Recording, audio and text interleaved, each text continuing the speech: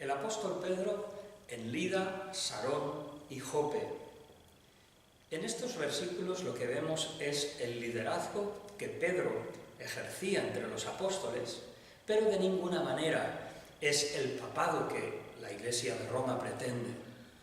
Solo leemos unos versículos, pero estos pasajes encierran una ruta de unos 200 kilómetros hacia el oeste y noroeste de Jerusalén, más hacia la costa.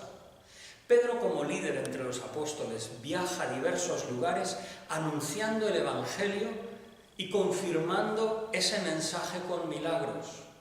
Ese era un servicio muy parecido a lo que habían hecho los apóstoles y los discípulos con el Señor Jesús en Galilea. Los milagros propiciaron la conversión de unos y la resurrección de una discípula querida por la congregación de Jope.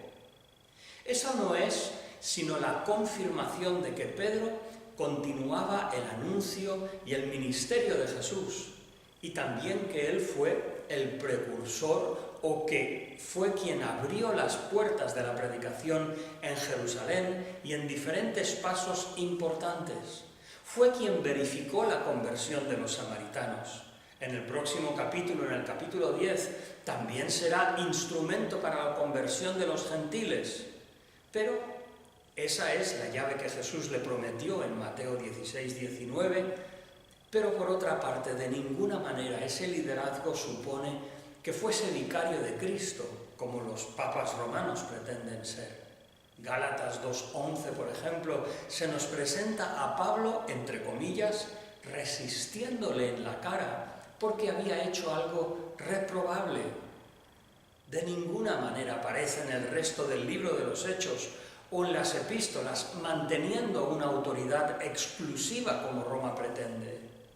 Lo que debemos ver en estos versículos y en el liderazgo de Pedro es los primeros pasos de la expansión del Evangelio, la forma en cómo Dios lo hizo, el orden con que Dios lo hizo, el liderazgo que Dios utilizó, pero de ninguna manera podemos ver esa autoridad exclusiva que pueda ser delegada en otros, como el papado.